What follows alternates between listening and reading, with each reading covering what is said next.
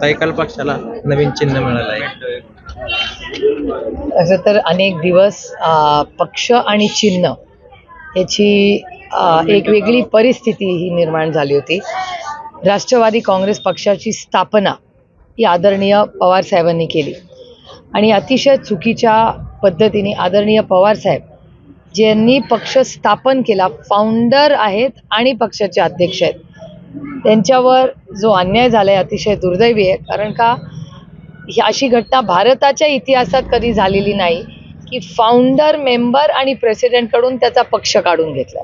हे दुर्दैवी आहे. अदृश्य शक्तीची नवीन काहीतरी खेळी आहे.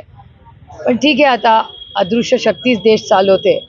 मनात असं कधीतरी वाटतं की हा देश भारतरत्न डॉक्टर बाबासाहेब आंबेडकरांची संविधानानेच चालला पाहिजे. पण आज अदृश्य शक्ती स्वतःचे नियम कायद्याने किंवा स्वतःच्या मनमर्जीने आज चालवते. पण ठीक आहे, तरी हा संघर्ष किंवा कुठलंही काम चुकीचं होत असेल तर आमची नैतिक जबाबदारी आहे की संविधान आणि देश नियम कायद्यानेच चालला पाहिजे आणि त्याच्यामुळे आम्ही कोर्टात लढतोय.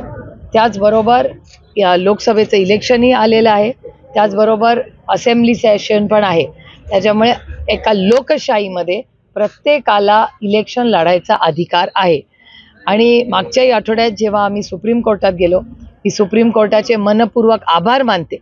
कारण का ज्यांच्याकडे आज राष्ट्रवादी काँग्रेस पक्ष आहे त्यांच्या वकिलांनी असा युक्तिवाद केला की यांना पक्ष आणि चिन्ह देताच कामा नये.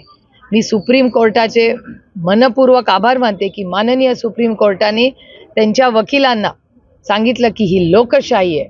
तुम्ही बघताय शेजारच्या देशात काय परिस्थिती झाली, एका चिन्ह चुकीच्या पद्धतीने काढून घेतलं. आणि ही लोकशाही असल्यामुळे प्रत्येकाला इलेक्शन लढायचा अधिकारच आहे. त्याच्यामुळे वकिलाच्या किंवा त्यांच्या मनमानीनी हे चालणार नाही. आणि सुप्रीम कोर्टाने त्यांच्यावर ताशेरे ओढले आणि सुप्रीम कोर्टाने त्यांना सांगितलं की यांना पक्ष आणि चिन्ह दिलंच पाहिजे. याबद्दल मी माननीय सुप्रीम कोर्टाचे मनपूर्वक आभार मानते.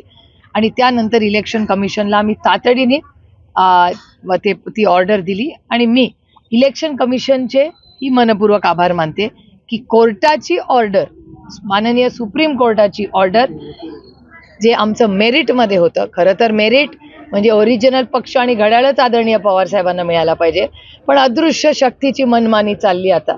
त्याच्यामुळे अदृश्य शक्तीने कितीही आमच्यावर अन्याय केला, घात केला, आम्हाला धमक्या दिल्या, तरी आम्ही अदृश्य शक्तीला घाबरणार नाही. आम्ही शून्यातून पुन्हा एकदा काम सुरू करू.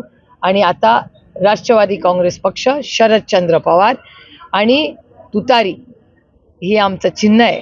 आणि नवीन उमेदीने ही तुतारी ही काय संकेत देते हे मला तुम्हाला सांगायची गरज नाही. निवडणुका जवळ आले, चुनावी चिन्ह तर कालच मिळालेलं आहे, पण मग लोकांपर्यंत पोहोचवण्याचे कसं बसणार आहे, कसं नियोजन कसलं? तुम्ही आहात ना, तुमच्या चॅनलवर आज सकाळपासून तुतारीच बघतेय मी.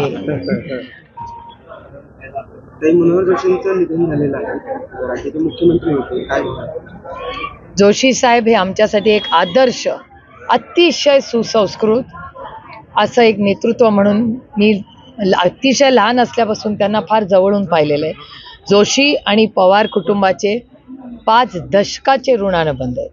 आदरणीय पवार साहेब आणि जोशी साहेब आणि आमच्या कुटुंब, माझी आई, काकी, त्यांची मुलं, आमच्या सगळ्यांचे अतिशय कौटुंबिक संबंध आहेत.